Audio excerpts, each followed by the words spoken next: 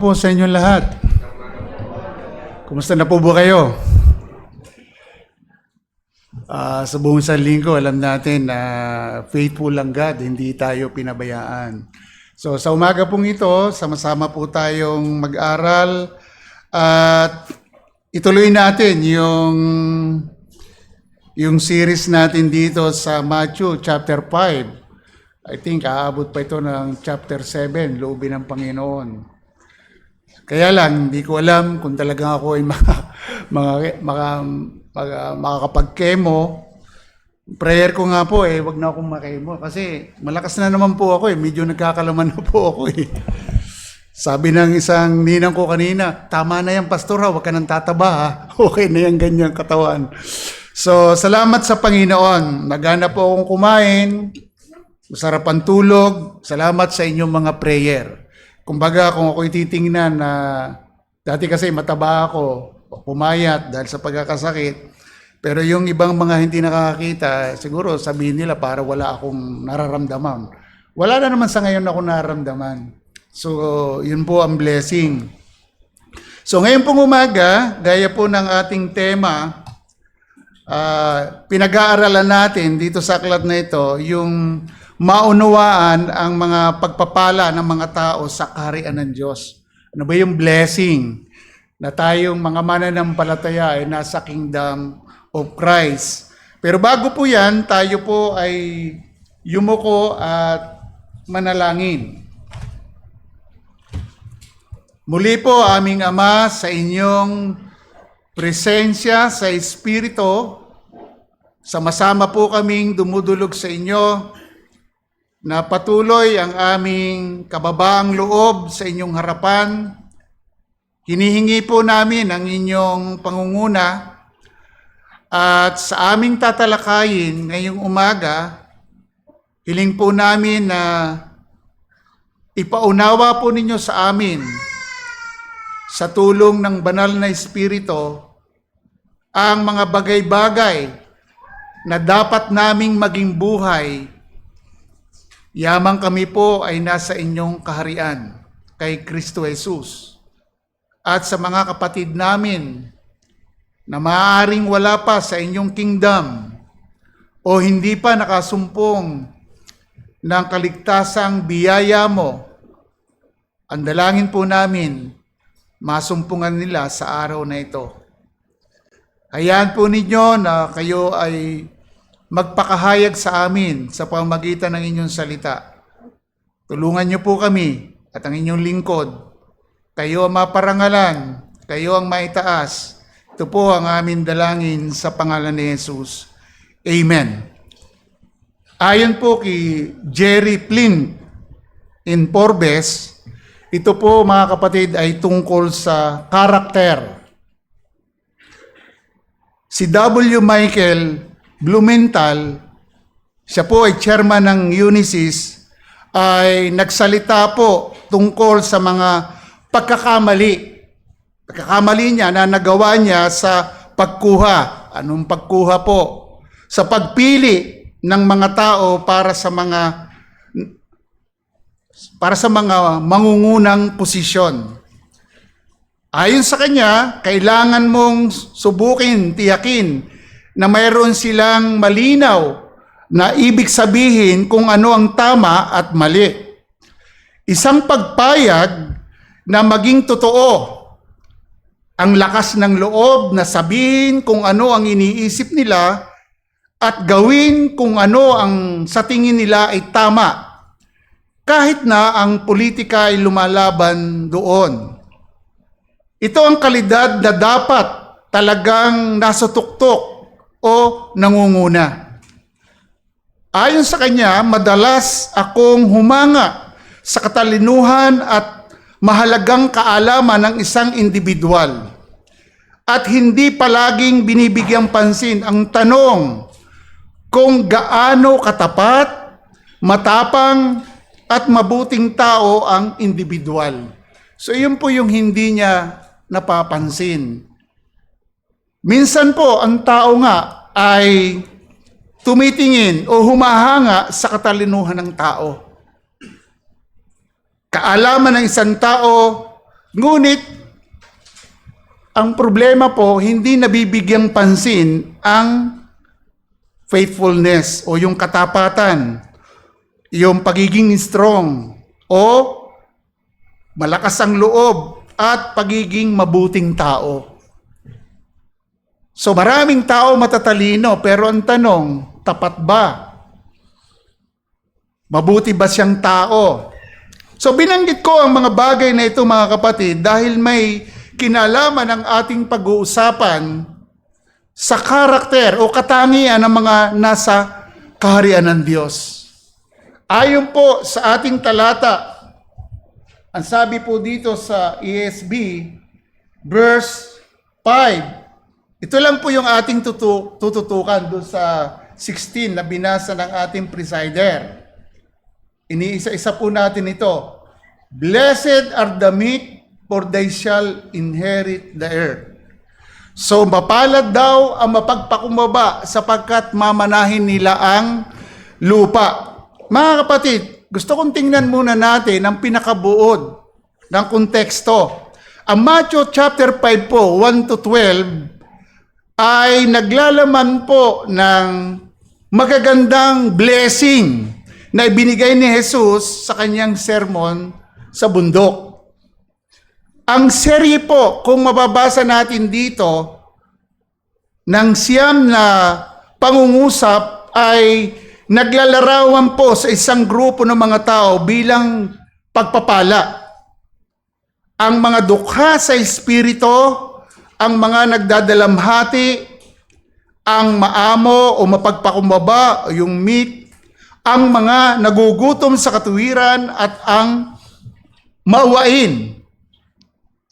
Lahat po ng ito ay pagpapala o mga pinagpala dahil po sa kanilang bahagi sa kaharian ng langit. Kabilang po dito ang mga inuusig alang-alang sa katuwiran at dahil kay Kristo. Mababasa natin dyan. Sa halip na mawala ng pag-asa, dapat silang magpasya. Ano yung pagpapasya? Sa dakilang mga gantimpala sa kanilang matatanggap sa langit. So, ang mga ito po ay hindi kinakailangan para sa kaligtasan. Alam natin yon. Salip, ang mga ito po ay natural. Ano yung natural? Pagpapahayag po o bunga ng nagliligtas na pananampalataya, yung tinatawag nating saving faith. Natural po ito dapat sa buhay ng mga nakakakilala kay Kristo. Alam natin sa mga nakaraang pangangaral, tinalakay natin yung mapapalad, yung mga poor in spirit o dukha sa espiritu sapagkat sa kanila ang kaharian ng langit. Tinalakay natin yung verse 3. So, pinapakita natin kung ano ang ibig sabihin ng dukha sa espiritu. Nilinaw po natin ito na tiningnan natin sa terminong bankrupt. Kumbaga, sa kalagayan sa harapan ng Diyos, tayo po'y bankrupt bilang makasalanan na wala tayong magagawa sa sarili natin para maligtas. Kundi ito po ay sa biyaya lamang ng Diyos na magkaroon tayo ng malalim bilang makasalanan ng malalim na realization sa kasalanan at tayo po ay dumako sa pagsisisi at pananampalataya. Naunawaan din natin yung verse 4 na mapapalad ang mga nahahapis sapagkat sila'y aaliwin. So nilinaw natin yung godly sorrow, makadiyos na kalungkutan o kahapisan na naayon sa Diyos. Ito po ay tungo sa kaligtasan. So, ito yung nagkaroon tayo ng kalungkutan o godly sorrow over sin. Tinalakay natin yan, mga kapatid. Pagpapakita po ito ng tunay na pagsisisi sa kasalanan. Mayroon tayong malalim na kalungkutan o lubos na nahapis sa kasalanan. Ito po yung tinatawag nating genuine repentance. Napakahalaga po noon. At hindi ka makapapasok sa kingdom of Christ kung wala ka nito. So, sa verse 5, ano naman ang nais iparating ng ating Panginoong Jesucristo ayon sa kanyang sermon sa bundok? Siguro po magandang paksa natin ngayong umaga, real character in the kingdom of Christ. Totoong katangian sa kaharian ni Kristo. Ano nga ba? Ano ba yung totoong katangian? So, ang message ko po sa umagang ito, sama rin ang ating mensahe, ang kaharian ni Kristo ay nasa liwanag at matuwid na pamamahala, kaya kailangan ang totoong katangian ng mga nasa paghahari ng ating Panginoong Jesucristo. Ulitin ko po, ang kaharian ni Kristo, Kingdom of Christ, ay nasa liwanag at matuwid na pamamahala, kaya kailangan yung papasok dito o sa paghahari ni Kristo, ano ang kailangan? Kailangan ang totoong katangian ng mga nasa paghahari ng ating Panginoong Jesucristo. So may dalawa po tayong puntos na pag-uusapan. Una po, ang kahalagahan ng pagpapakumbaba. The importance of humility. Ikalawa, the promise of God's favor. Ang pangakong pabor ng Diyos. Yun po yung dalawa. Kung tigi-isang oras, makakatagal kaya kayo? So, di po. So, lagi naman akong tumitingin sa oras. So, the importance of humility. Sa translation ng ESV, blessed are the meek, for they shall inherit the earth. Ano nga ba ang kahulugan ng meek o mapagpakumbaba? Ang meek daw po, that is to say, persons of a lowly and gentle carriage. Kumbaga, ito po mga kapatid ay maamo. Ibig sabihin mga taong may mababa ang kalooban, magiliw, malumanay, marahan na asta. Kasi may mga astang tila magaspang Di po ba? May mga ganon. Marahan na asta, tikas o tindig. Mga kapatid, ito yung mga taong nararapat na katangian sa kaharian ni Kristo o paghahari ni Kristo sa kanilang buhay. So, dapat maging katangian natin ito, mga kapatid. Kung tayo ay nasa kingdom na ni Christ, ang tanong, masasalamin ba sa atin itong sinasabing meekness o kaamuan o kababaang loob? So, ang verse 5 po, mga kapatid, na ating talata ay CP po yan, saan? Sa Psalms 37, verse 11. Sabi po doon sa Psalms 37, ayon kay Haring David, ngunit mamanahin ng maaamo ang lupain at masisiyahan ang kanilang sarili sa lubos na kasaganaan. Mga kapatid, ang salmista ayon kay David ay nangangako ang maaamo o makadiyos, mapagpakumbaba ay magmamana ng lupa. So ngayon, pag sinabing kaamuan, ito ay masasabi nating bilang kabanalan ng buhay. Ang maamo ay hindi lamang ayon o yaong mga palabas na banayad, malumanay, mahinahon, kundi ito po ay nailalarawan sa paanong paraan sa pamamagitan ng mapagpapakumbaba, pagtitiis, at kahandaang magpasakop sa kalooban ng Diyos. Yun po. So kahit sa gitna ng kahirapan, ganito kahalaga ang pagpapakumbaba.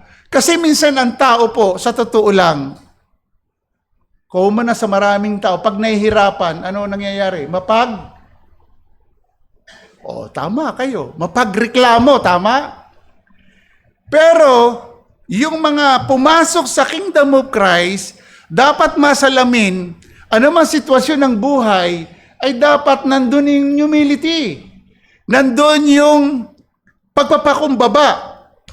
So, ang tanong, bakit ang kaamuan o yung meekness bilang isang katangian o pag-uugali sa Kingdom of Christ ay napakahalaga? Bakit nga ba napakahalaga? Sapagkat ito po ay nagbibigay diin na ang maamo ay hindi passive o duwag, bagkus ay nagtataglay ng lakas na sa ilalim ng kontrol. Anong kontrol? Kumbaga mayroon kang self-control. Ito ay masasalamin sa isang taong mayroong humility, mayroong meekness. Kumbaga, kontrolado ang sarili. Sa paanong paraan? Kayang pigilan ang mga pag-atake ng damdamin. Di ba minsan sumisilakbo ang ating damdamin? Pag na-drive tayo ng ating emotion, ano nangyayari? Minsan, napapaaway tayo. Yun po ang totoo. O yung emotion na alam natin, ang self-control. Ano ba ang self-control? As a Christian, ano ito? Fruit of, bunga ng banal na Espiritu. Saan po mababasa yun? Galatia chapter 5, verse 23. Kaamuan at pagpipigil sa sarili, hindi po pwedeng paghiwalayin.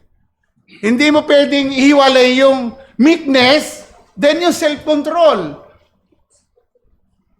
May self-control ka nga, pero hindi ka naman maamo. Kaya yung kaamuan, yung meekness, follow yung self-control. Kasi may kaamuan ka, kaya mong pigilan ang sarili mo. Mga kapatid, ito yung dapat sa Kingdom of Christ. So, sila ay banayad sa kanilang pag-uugali, ngunit matatag sa kanilang pananampalataya. Yun naman ang maganda doon. Mayroon silang meekness, pero matatag yung faith nila. Kasi, pag nakahulagpos, yung self-control, sira na. Alin? Ang pananampalataya. Nabati ka na. Aba, kala ko kayo ay mananampalataya, ay bakit ganyan ang ugali mo? Ay malaking problema. Mahina po tayo mga kapatid, kaya tinatalakay natin ito. Walang exempted dito, minsan nakakahulagpos. Lalo pag stress tayo, tama? Pag marami tayong iniintindi, minsan nga sa pamilya, ang nanay na nauuwi sa mga anak yung inis eh. Wag naman. So mga kapatid, tinatalakay natin ito kasi blessed daw yung mga mayroong ugaling ganito. So, ang meekness o kaamuan ay hindi kahinaan. Yun po maganda doon. Hindi po natin kahinaan ito. Napakamartir mo naman, lagi ka na lang nagpapakumbaba. Hindi po yun. Sa katunayan, ito po ay mahusay na lakas ng pagkatao. Grabe po, lakas mo yun. Kasi kaya mong pigilan ang iyong sarili. Mayroon kang self-control. At isang maganda dito, dahil tayo Kristiyano, nasa kingdom tayo ni Christ, bilang believers, ay meron po tayong good example. Sino po yon? Si Christ, di po ba? Ito ay katangian ng anak ng Diyos, ang Panginoong Hesus mismo. Saan natin mababasa yan? Matthew 11:29. Anong sabi doon? Maamo at mapagpakumbaba. Matthew 11:29. Matthew 21 verse 5. Mapagpakumbaba si Kristo. 2 Corinthians chapter 10 verse 1. Si Pablo po ay nananawagan sa taga-Korinto. Ang sabi niya sa taga-Korinto, sa pamamagitan ng kapakumbabaan at kaumuan ni Kristo. Yun ang sinasabi niya sa pamamagitan ng pagiging meekness, humility ni Christ. So, mga kapatid, nakikita natin ito kung ano ang ibig sabihin nito kapag tayo tumitingin kay Christ. Siya po yung ating modelo. Wala pong ibang great model kundi si Christ. Kasi tagasunod tayo ni Kristo. At ang katayuan natin ay nasa kingdom niya. Nasa paghahari niya. Kaya siya po yung ating modelo. Ano ba sinabi sa Philippians 2:5? Magkaroon kayo ng kaisipan na ganito, ni Christ. Humility. Ang meekness o kababaang loob ay isang taong, kumbaga yung mababa yung kanyang puso, na tinatanggap ang pangyayari kung saan siya dinala ng Diyos. Alam natin lahat ng bagay ay kontrolado ng Diyos, tama? Lahat nangyayari sa kanyang providensya. Pero minsan, dinadala tayo ng Diyos sa mga sitwasyon na sa natural na tao, minsan hindi matanggap. Pero yung mga taong mayroong meekness, mayroong mga kababaang loob, kaya niyang tanggapin kung saan siya dadalhin ng Diyos. Sa providensya niya, nangyayari ang mga bagay na hindi natin inaasahan. Tinatanggap anuman yung sitwasyon. Tulad ko po, minsan ina-analyze ko, bakit ganun sunod-sunod?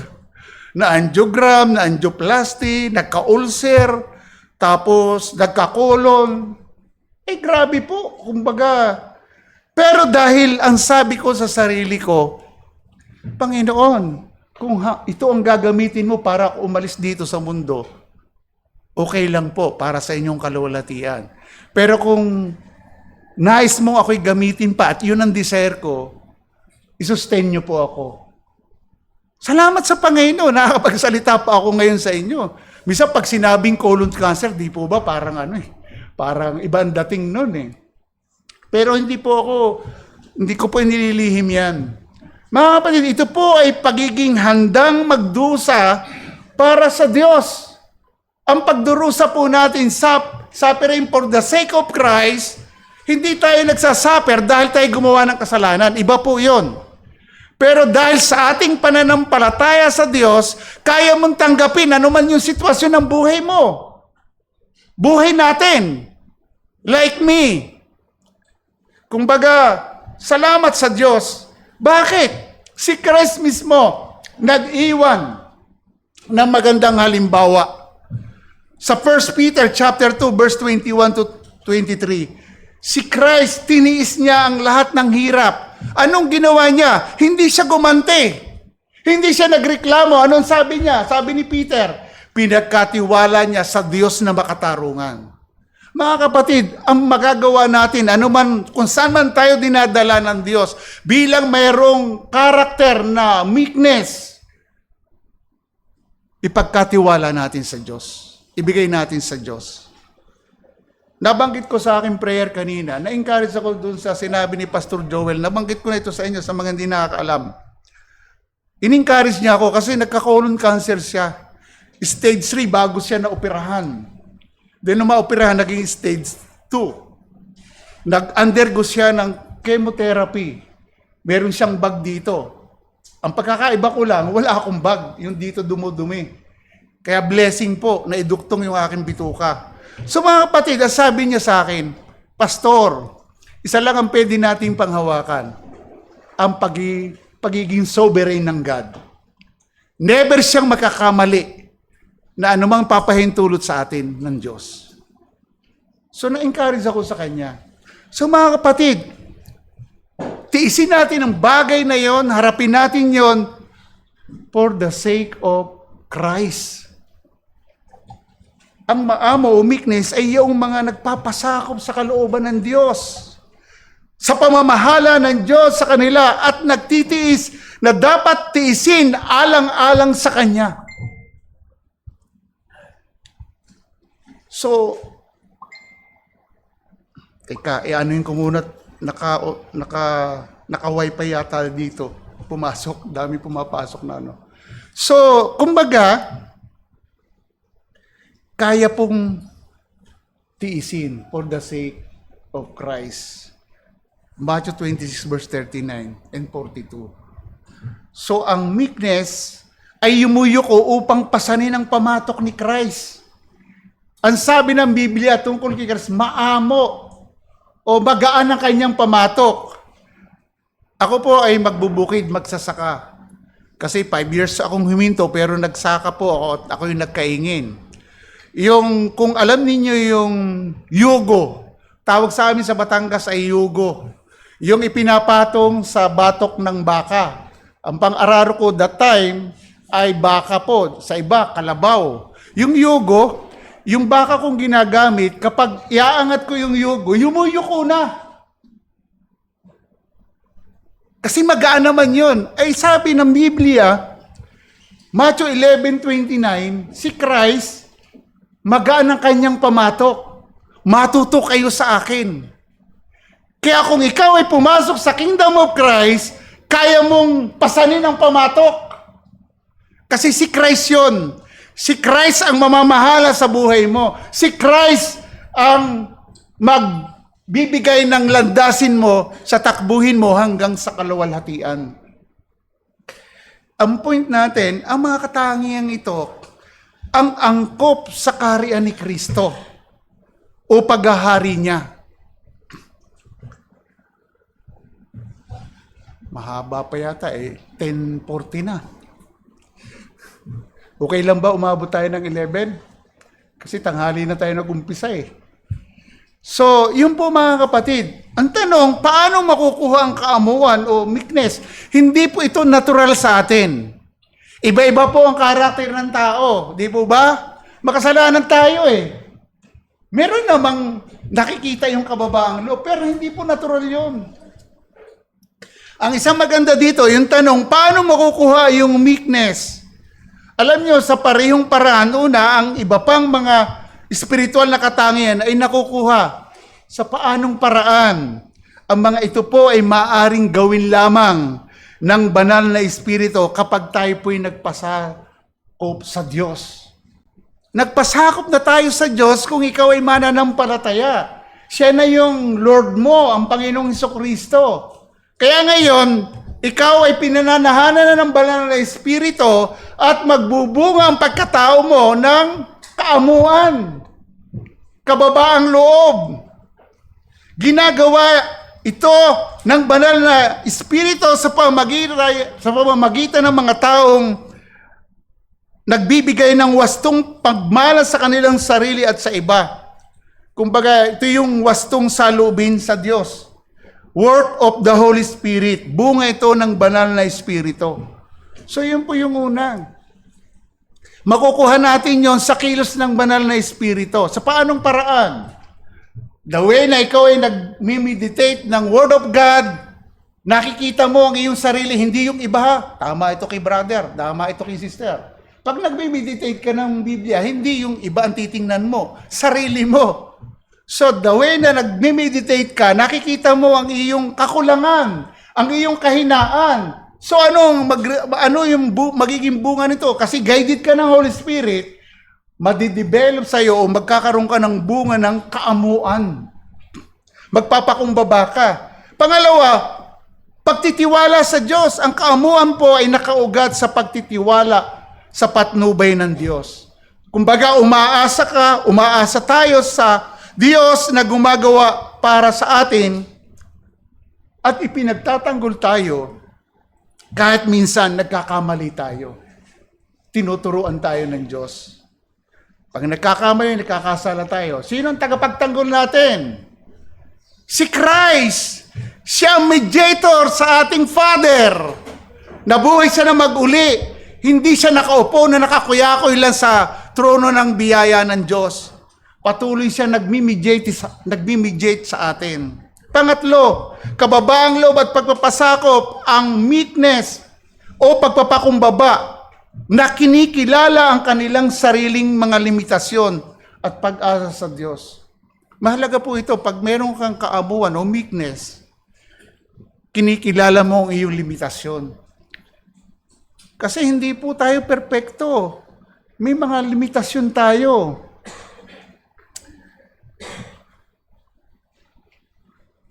Pang-apat, hindi pagkatakot.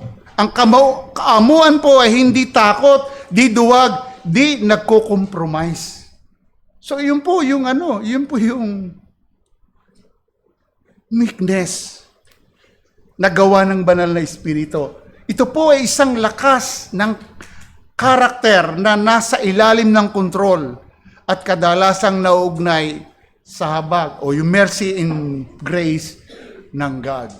Ang point natin, ang kahalagahan ng mapagpakumbabang puso, sakto ito, sabihin natin sakto o angkop sa Kingdom of Christ. Dahil nasasalamin sa kanilang buhay ang kahandaang magtiwala, pagpapasakop sa Diyos at sa patnubay ng banal na Espiritu. Unang hamon po, 45 minutes na 15 minutes na lang. Mga kapatid, ang kababaang loob ay isang pundasyong virtues na tinitingnan po bilang tugon natin sa kagandahang loob ng Diyos. At alam natin, kaya tayo tumugon, kasi guided na tayo ng Holy Spirit. Na-regenerate na tayo, buhay na tayo sa Espiritu. At yung kababaang lobo, yung humility, kaamuan, yun ay bunga nga ng banal na Espiritu. Ito po ay mahalagang bahagi ng Kristiyanong karakter. Kaya nga sinabi, blessed. Sa ibang salin, happy. Ito ay hindi tungkol sa pagwawalang bahala sa sarili, kundi isang pagkilala sa pag-asa ng isang tao sa Diyos. At ito po ay pagtutok sa mga pangangailangan ng iba. Ang kababaang loob ay nakikita bilang isang way tungo sa pabor ng Diyos, habang ang pagmamataas po, alam natin, humahantong sa pagkawasak sa sarili. Ito rin po ay binibigyan din ang pinakadakilang biyaya ng Diyos. Ibig sabihin, mga kapatid, ang mga mananampalataya ay pangunahing, kung tutusin po, tama ba natin sabihin, malaki yung utang na loob natin sa Diyos eh. Kasi hindi tayo karapat-dapat maligtas, pero niligtas tayo eh. Kumbaga bilang ganti o tugon natin, dapat mahayag talaga sa buhay natin yung kababaang loob. Lagi kong inuulit, ano ang sabi ng Biblia? Ano ang inuupos ng God? Mga proud. Pero inaangat niya yung mga mapagpakumbaba. Ang kababaang loob ay nakita bilang natural na tugon sa pag-unawang ito na kinikilala ang mga mananampalataya walang dapat ipagmalaki. Sino ang dapat ipagmalaki? Ano yung dapat natin ipagmalaki? Yung grace ng God through Jesus Christ.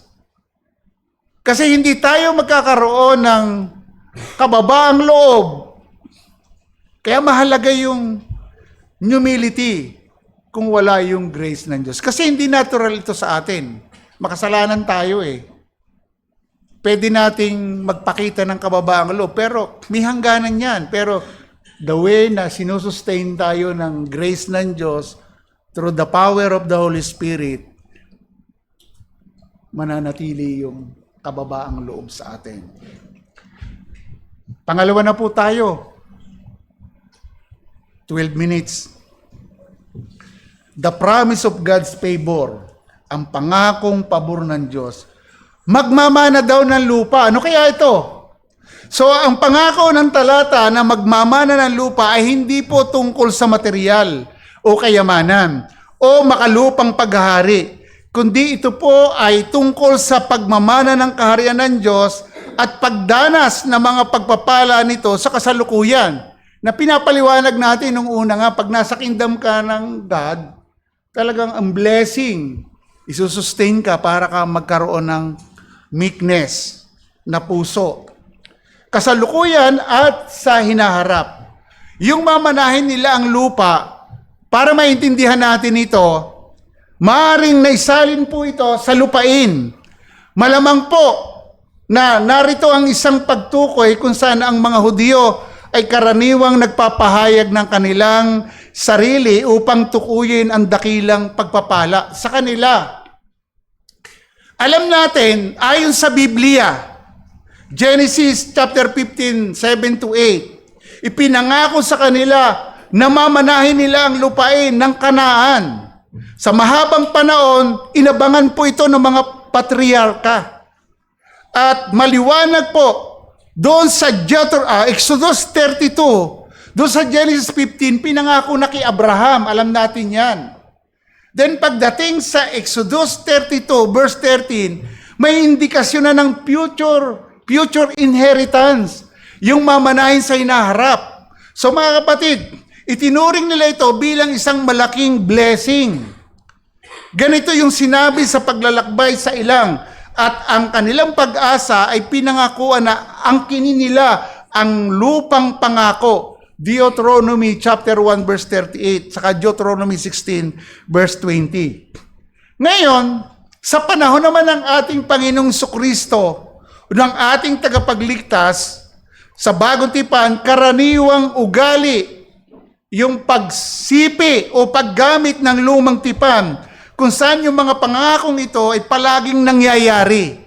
At ginamit nila ito bilang isang kasabihan. Ano yung kasabihan?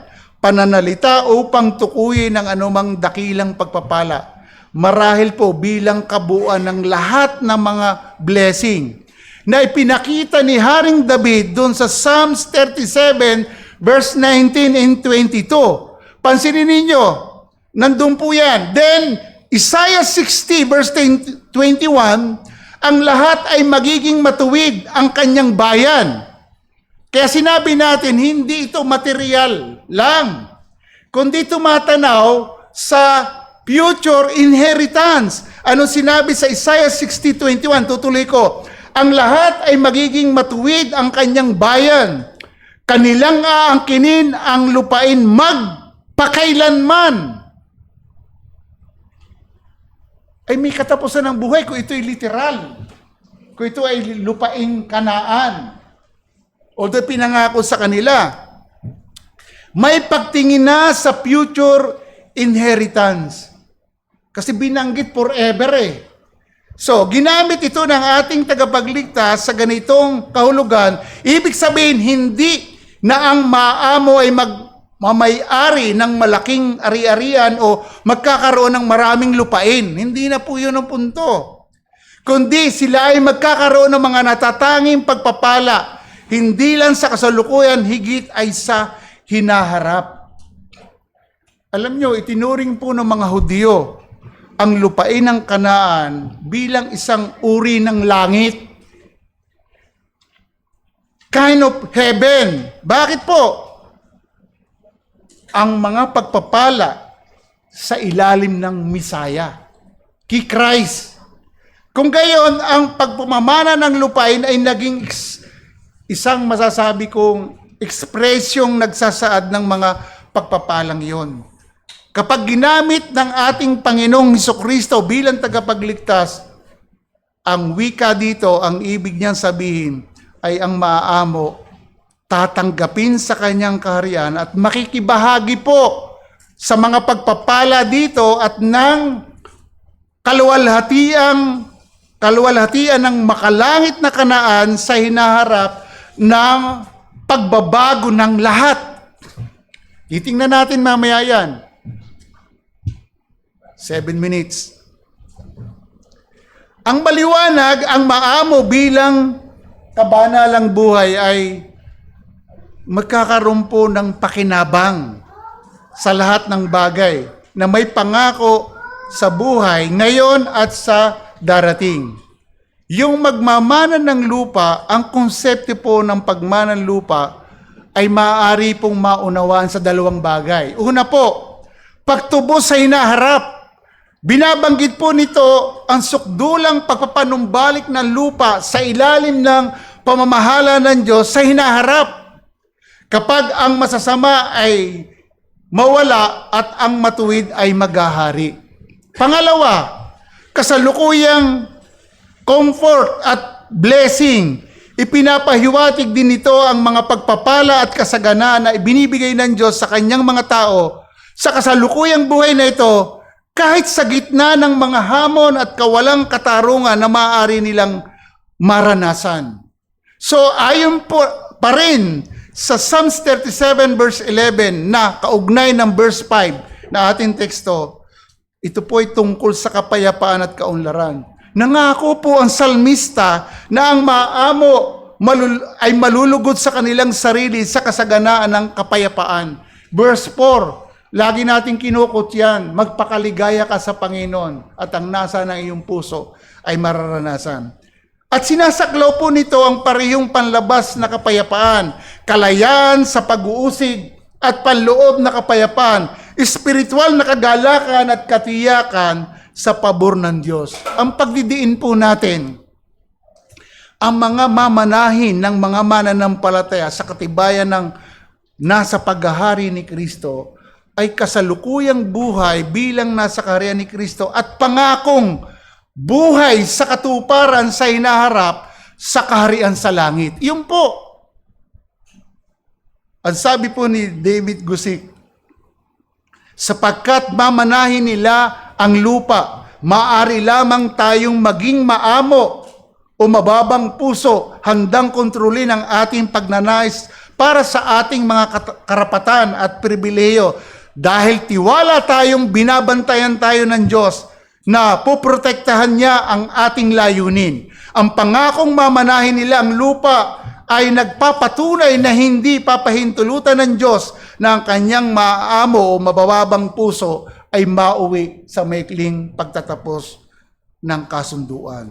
Mga kapatid, ang pangakong pabor ng Diyos sa mga mapagpakumbaba na nasa paghahari ni Kristo ay minanan nila ang kaharian ni Kristo sa kasalukuyan at sa katuparan sa hinaharap. Yun po yung ating inaasahan. Ang punto, ito'y tumutukoy sa pagpamana ng kaharian ng Diyos ngayon at sa hinaharap. Sa ating pagtatapos, in challenge, mga kapatid, sa ating pagtalakay, naunawaan natin ang kahalagahan ng humility at pangakong pabor ng Diyos sa mga nasa paghahari ni Kristo. Mga kapatid, naunawaan natin ang meekness ay tinukoy na hindi kahinaan, kundi ito ay banayad na lakas, pagpipigil sa sarili at pagpapasakop sa Diyos. Ito rin po ay pagkilala sa ating sariling pagkamakasalanan at pagtitiwala sa Diyos. Pagtitiis sa hirap at pagdurusa ng may banayad na espiritu. Kasi kailangan mayroon tayong banayad na espiritu, hindi magkaroon ng puwang na pagrereklamo. Nagtitiwala sa panahon at layunin ng Diyos. Kumbaga, kusang loob na pagpapasakop sa kalooban at otoridad ng Diyos. Hindi pagbitiw, hindi pag-atras. At ito po ay pagkilala sa sarili nating mga limitasyon at paghahanap ng kapangyarihan at katarungan ng Diyos. So ito po ay maliwanag na ang kaamuan o meekness ay nahayag sa pamagitan ng kilos, salita at ugali. Ganito napakahalaga ng humility. That is real character in the kingdom of Christ. Yung pabor ng Diyos, yung pangakong pabor ng Diyos, na ang pangakong pabor ng Diyos, ito ay tumutukoy sa pagpamamana ng kaharian ng Diyos, pamanang kaharian ng Diyos. Ngayon at sa hinaharap. Kasi nandun na tayo sa paghari ni Kristo ngayon eh. Colossus 1:13, mula sa kadiliman, inilagay tayo sa liwanag sa paghahari ni Kristo. Ang nagmamaniobra na sa buhay natin bilang lordship natin, si Christ na. So ngayon, yung pangako sa hinaharap, ayon po kay Peter, 2 Peter chapter 3, verse 10 to 13, ito po ay nagbibigay diin sa darating na paghukom at ang pagtatatag ng isang bagong langit at lupa na humihimo sa atin, mga mananampalataya na mamuhay ng banal at makaduyos sa pag-asam sa pagbabalik ni Kristo. Kasi may pangako, mamanahin natin yung hinaharap na paghahari ni Kristo forever. Bagamat siya'y naghahari na sa atin, pero inaasahan natin yung hinaharap. Magkakaroon ng pagbabago ang lahat. Mayroong paghukom na magaganap sa pagbabalik ni Kristo. Kaya habang hinihintay natin yon, china-challenge tayo bilang mananampalataya na mamuhay ng banal ayon kay Peter. Makadiyos na pag-asam sa pagbabalik ni Kristo. Inihahayag ng talata ang pagwawakas ng mga kasalukuyang langit at lupa ayon kay Peter sa pamamagitan ng apoy na sinundan ng pagtatatag ng isang bago at matuwid na tirahan. Grabe po, mga kapatid. Kaya yung sinabing, blessed yung mga mapagpakumbaba kasi mamanahin nila ang lupa.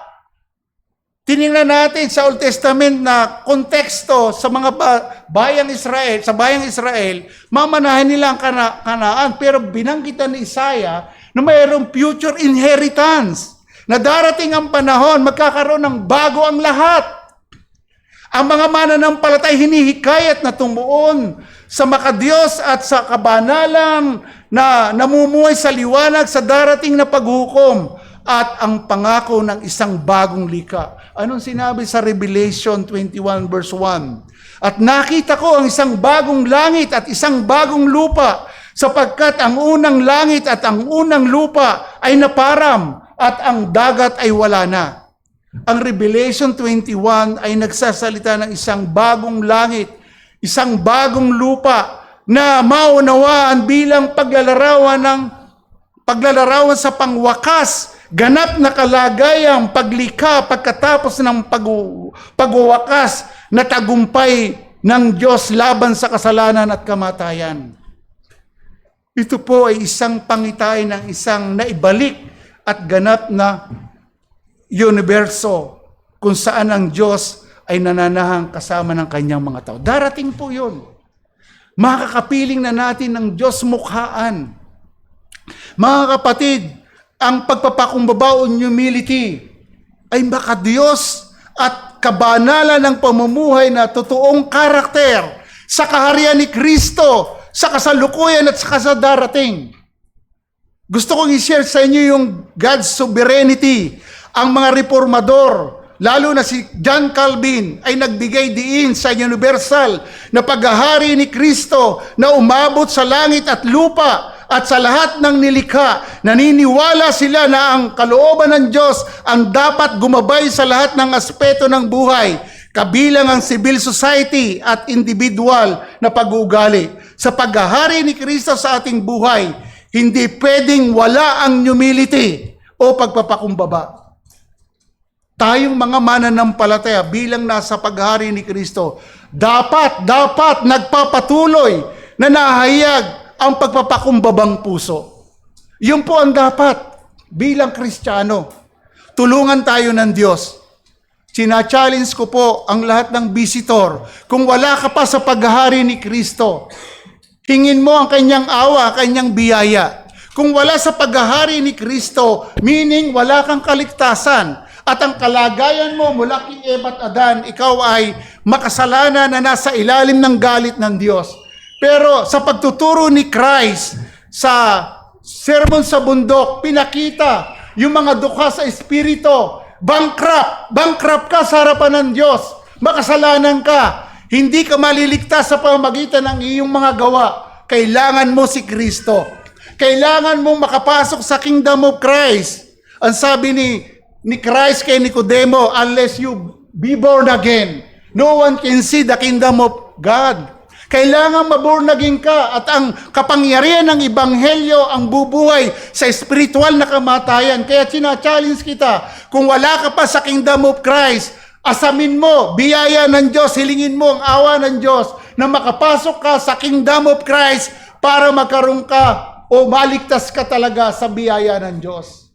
So mga kapatid, sina-challenge ko kayo na wala pa sa Panginoon.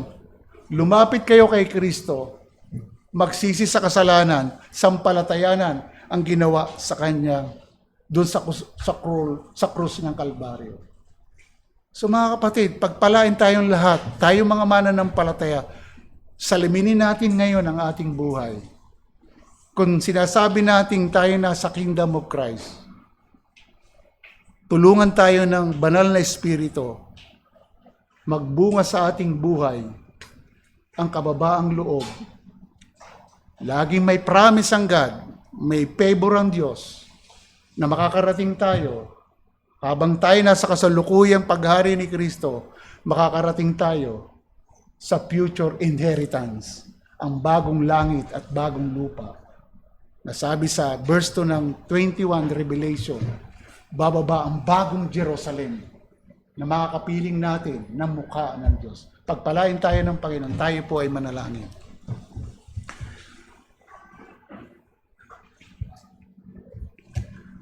Aming Ama, salamat po sa umagang ito.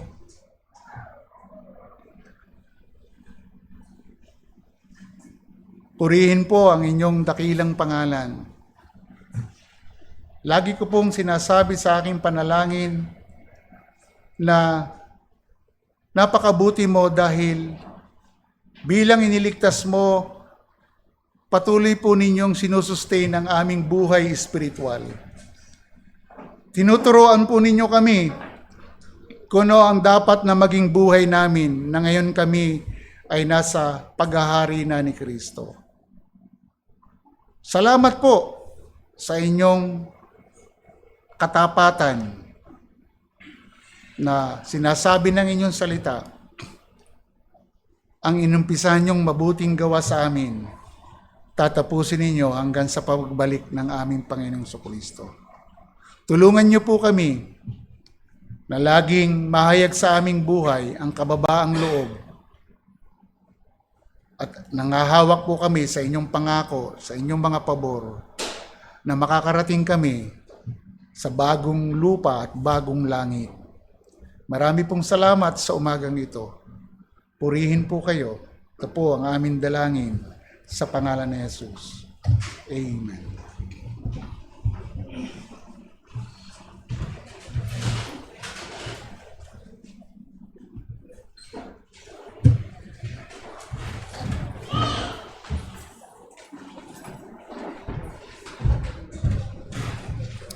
Tayo pong lahat ay tumayo.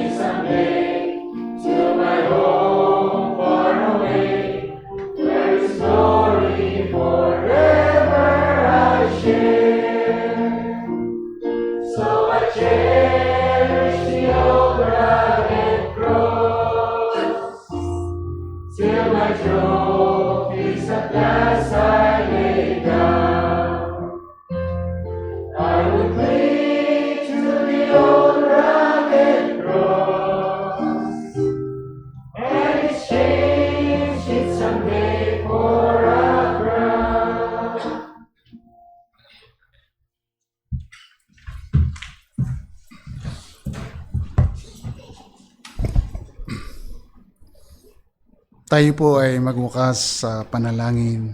Ama, marami pong salamat sa inyong banal na presensya sa Espiritu. Salamat sa bawat isa na nandito. Patuloy niyong isustain ang buhay ng bawat isa. Patuloy niyong kalingain ang bawat isa sa anumang sitwasyon ng buhay. Alam po namin na sa pamamagitan ng inyong mga salita ayon kay Apostol Pablo at pupunuin ng aking Diyos ang bawat kailangan ninyo ayon sa kanyang mga kayamanan sa kalawalatian kay Kristo Jesus. Ngayon, naway sumaating Diyos at Ama ang kalawalatian magpakailanman na lahat ay magsabi ng Amen. So, manatili po tayo